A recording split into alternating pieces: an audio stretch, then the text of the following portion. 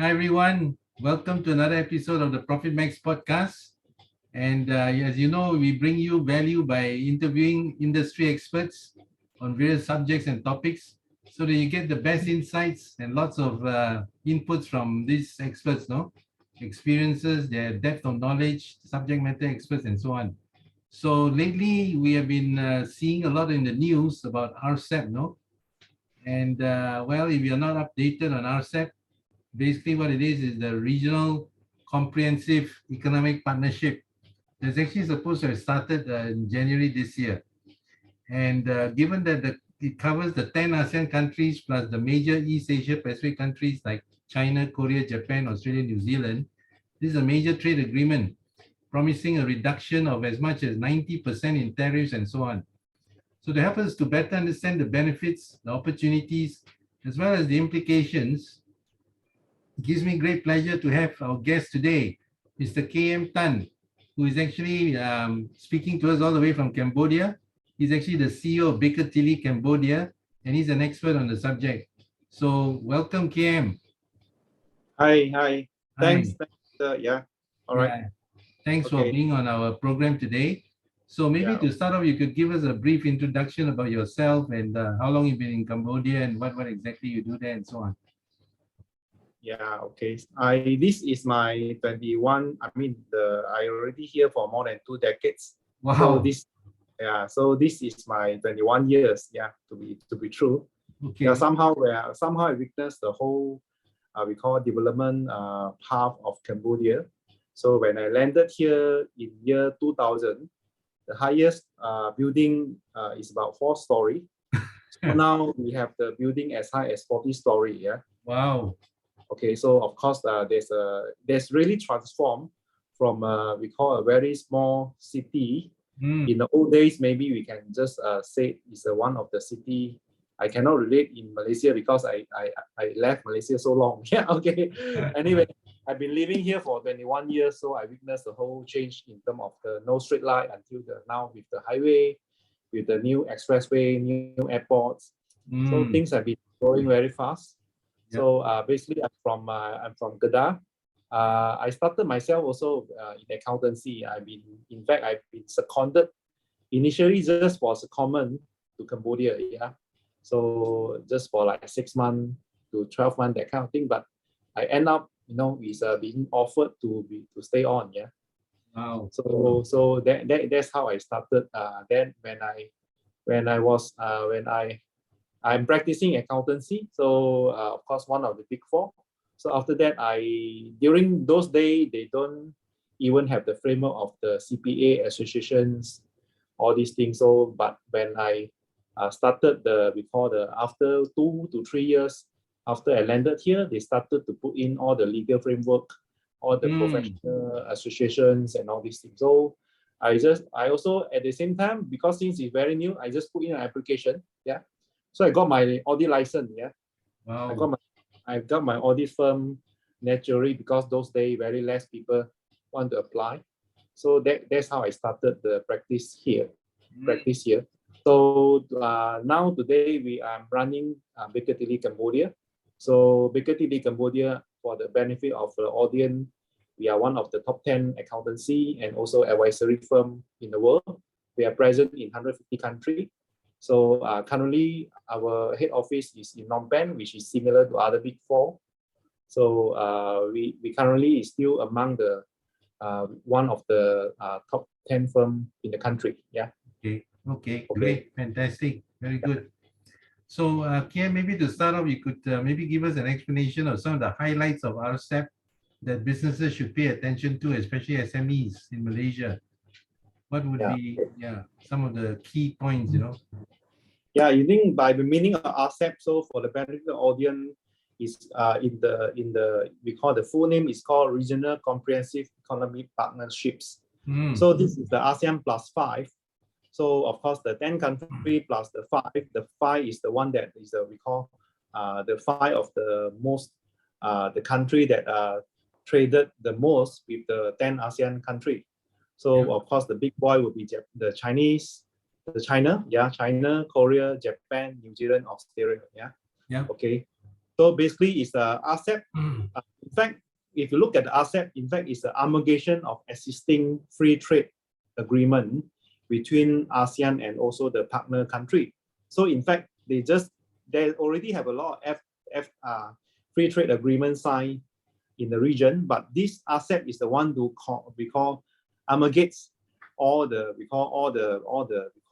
free trade agreement into one comprehensive partnership framework. So in fact, there are important of 5 elements. So they promise the elimination of and also reduction of import duty, and also they promote investment promotion, facilitation, and protection and liberalization. This number 2.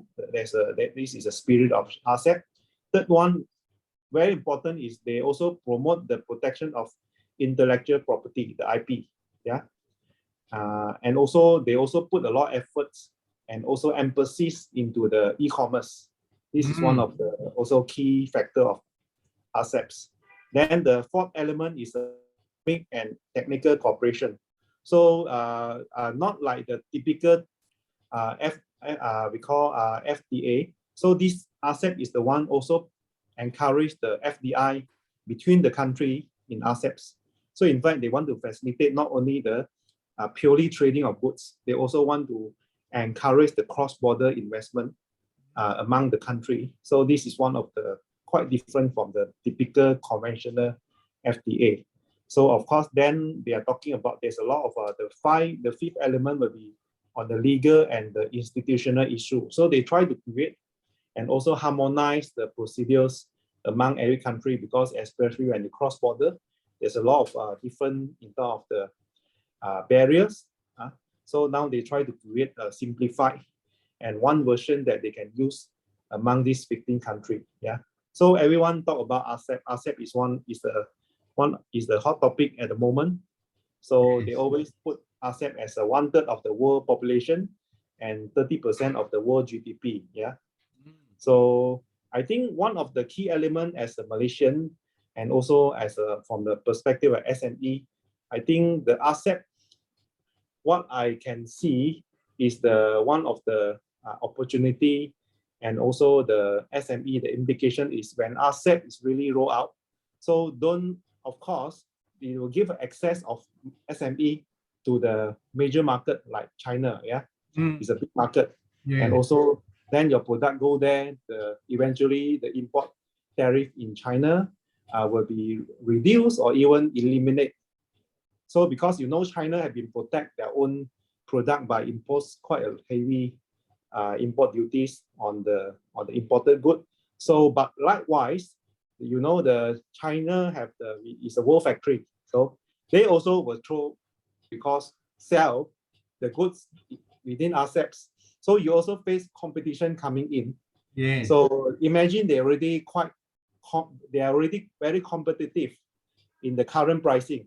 So if you remove the import tariff, then you face more intense competition. Yeah. Yes. So that is one of the, I think this is one of the things that as SME in Malaysia need to be aware. They give you the door, the key to the door, but at the same time, this key may also open the door for others to come in. Yes. They give you a key to their door, but they have a key to our door. Yes. And they could come flooding, right? Yeah.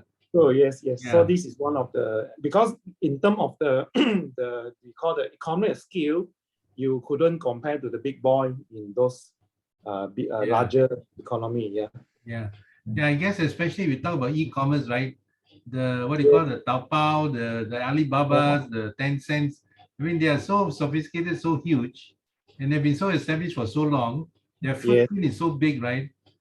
So it's going to be not easy to fight them, to take them on. But I always look at the good side, because in China they already because everyone get used to the e-commerce and also pay everything by the Alibaba, Alipay or WeChat Pay. So everyone just buy things from internet. Yeah. So that also provide you a big avenue, because in the old day, if you look at the conventional way, you need to find we call the whoever that in China or in Japan, in everywhere, you need to find the local rep to represent you.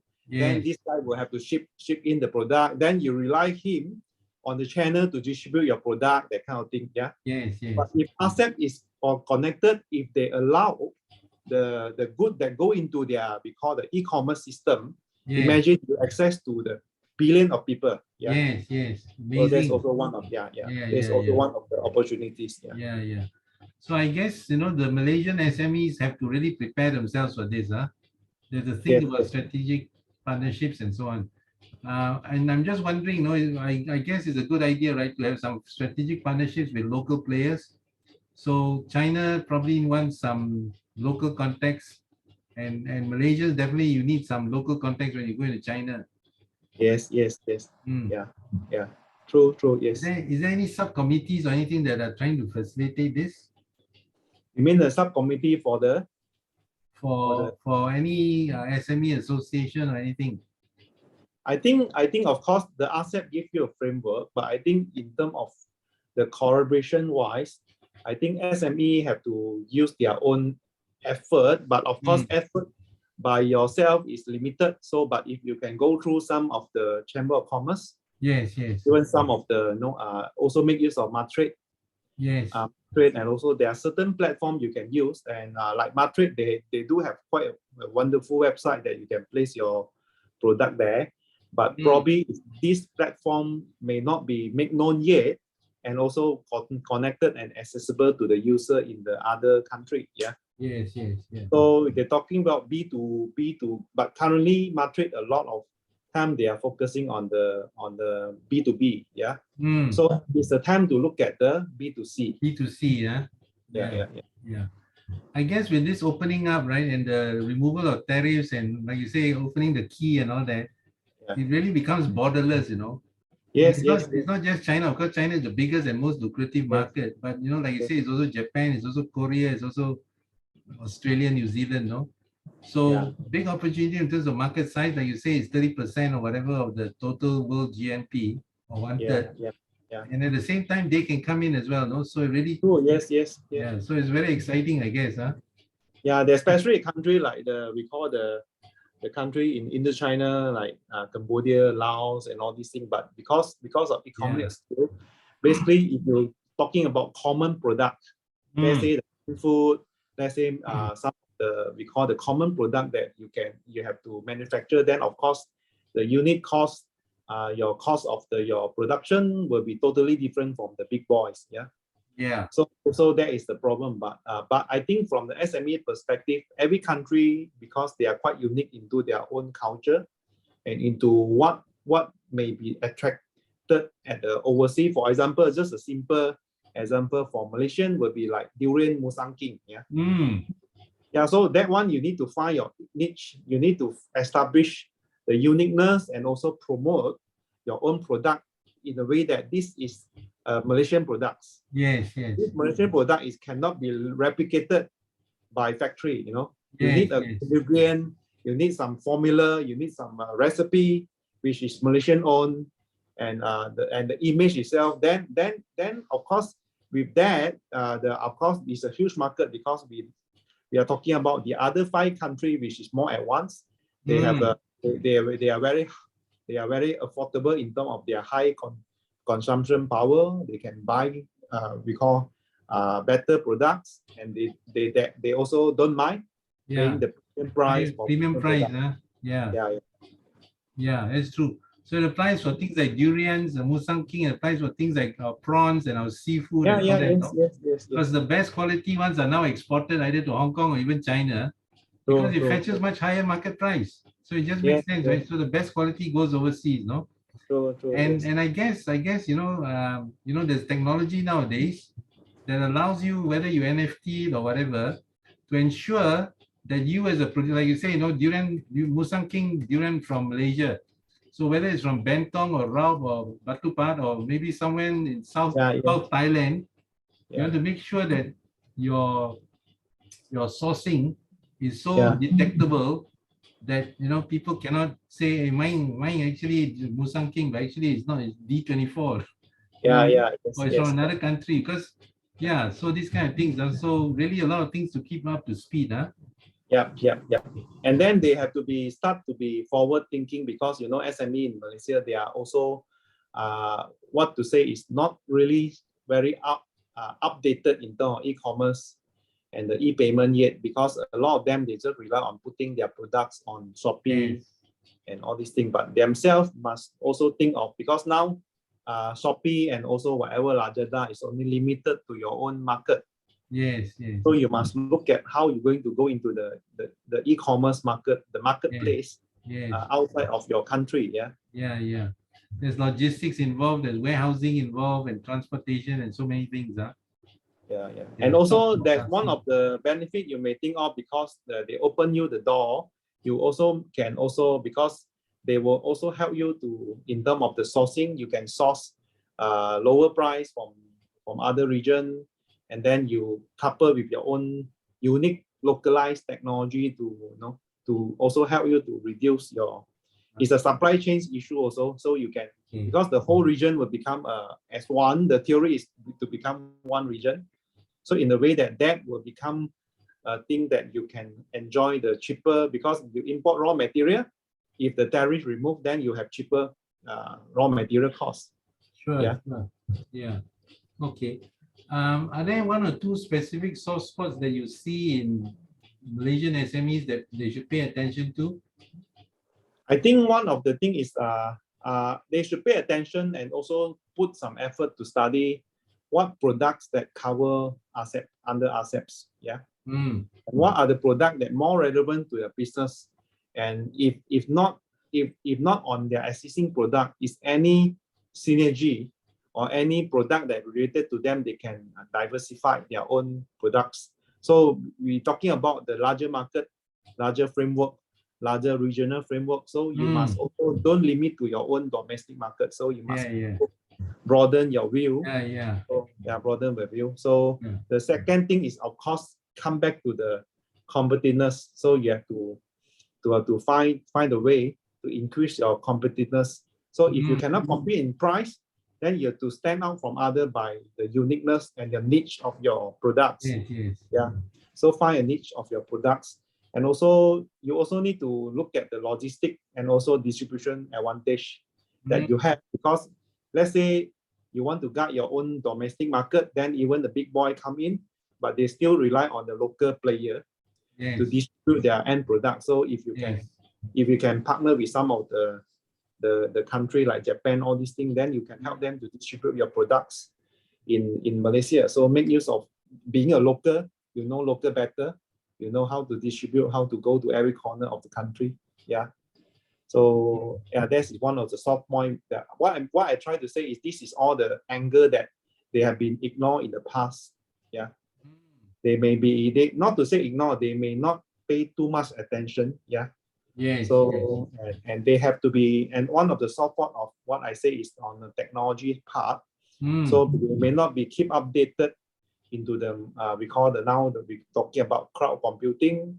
We're talking about automation of the process, not only a process but the whole supply chain, all the way from your source to your warehousing, to your warehouse, to your customer, then how you collect payment through the e-channels, that kind of things. Yes, absolutely. Those are some great points. So these are things that our local SMEs must focus on to bring themselves up to a level where they can compete when the other players come in. When the market starts to open up. Very good point. I like especially your point about uniqueness. Finding your own unique niche or position yourself in such a way that you don't just fight on price. Because in the past, I think maybe you didn't have economies of scale. You only have 30 million people, there's your market. Now you got, instead of 30 million, you don't have 300 million, you got 1.5 or 2 billion people. So you really got to have a different scale of things and looking at things.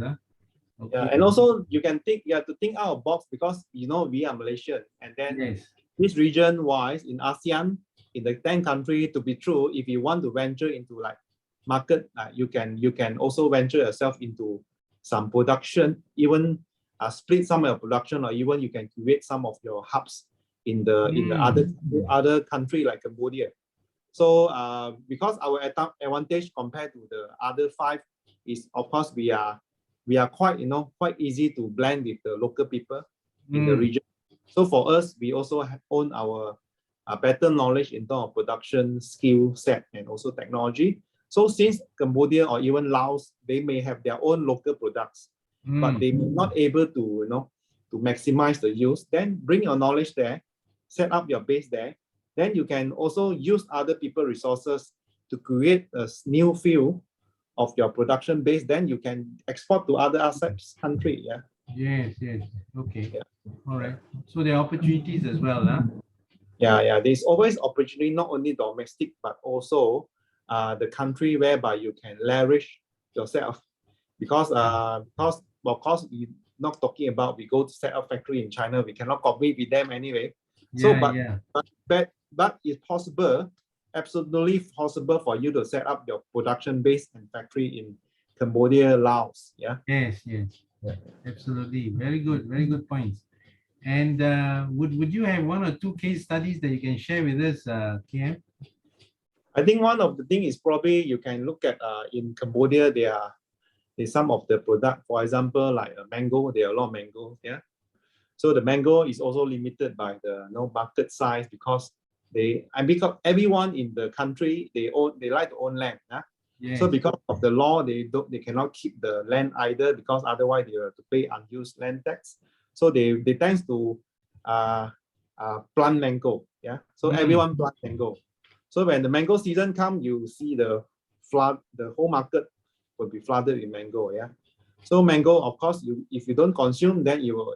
It's a perishable product. Yeah. Yeah, perishable product. Then, but if you have technology, you have better marketing skill, then you can think of the processed mango into juice, into the dry mangoes. Yeah. Yes. Do something that blend with the local products recipes to create some uniqueness. Let's say Cambodian dry mangoes. Yeah. Laos dry whatever fruits. That because in China, I mean people, even the snack food, the hotel, the 5-star hotel, sometimes we also can find the dry mango, but it's from Philippines. Yeah. So those are the things that you can think of. Yeah. So with a bit of branding, a bit of marketing, then you can start promoting these varieties of Cambodian mangoes, huh? In fact, now with technology, you can even freeze dry the fruit so that you keep for a couple of months and then export to China or Japan or whatever. They'll love it, no? Yeah. And then we advantage. Yeah, especially for us, we have advantage not only on we call better skill set financially and also knowledge, but we also have advantage in terms of language, right? Yes. So let's say for the bigger market like China, we speak Chinese. I myself speak Chinese. Yeah. So naturally, you can be a bridge between the source country and also the country that consume the products. Yeah. Okay, very good. So I think there's no shortage of opportunities. Just have to look at it, and then, like you say, strategize, think forward, plan for it. No. Yeah. Okay. So well, I understand that there are some key sectors like e-commerce, fintech, and all payment systems. That will be one of the key beneficiaries, I guess, if you like, sectors. But also you mentioned just now that even legal and institutional services also be affected, right? Yeah, because they also promote we call the free flow of not only goods but also services. Yeah, so in the way that they also allow, let's say ASEAN, for accountancy, we already have we call ASEAN CPA. Yeah. So with the respective country of the ASEAN member state, if with your CPA license or certificate of your own country, you can apply to be a ASEAN CPA. So for example, Malaysian CPA, if they apply the ASEAN CPA license, they may able to perform accounting work in Cambodia or in. Yeah, those are the things. So this is one of the sector. The other sector, of course, when you're talking about So just now you're talking about is what the other sector. I mean, beside the technology, right? Yes. You mentioned institutional and then things like payment systems. Fintech is an industry maybe will boom as well. Yeah. And then I like the point about they're trying to protect the intellectual property, right? So true. That's very important. That's the good thing. Very important. Yeah. Yeah. it will make you easy because in the old day, in those days, IP is only limited to the big boy. They have financial resources, they got network, they put IP everywhere, they register everywhere. But with the RCEP, SME will be putting into the same playing level of playing field, same level. Once you register in one region, then the framework recognize this IP itself. Yeah. Wow, that's really good, man. That's very good. Very Yeah. good. Yeah. Of course, there are certain conditions. Yeah. Yes, yes. I guess that in a way dispels I mean, there was a common perception those days, right? That especially the American companies, they're very afraid about losing their IP when they go into China. Yeah, but with this true. protection, this protection thing, I think it will help a lot, no? So people are not so scared, no? Not so apprehensive. Right. Yeah. Okay. All right. So before we go, KM, any words of advice you want to give to the SME sector? I think, I think for the SME have to start thinking of not limited to the domestic market anymore.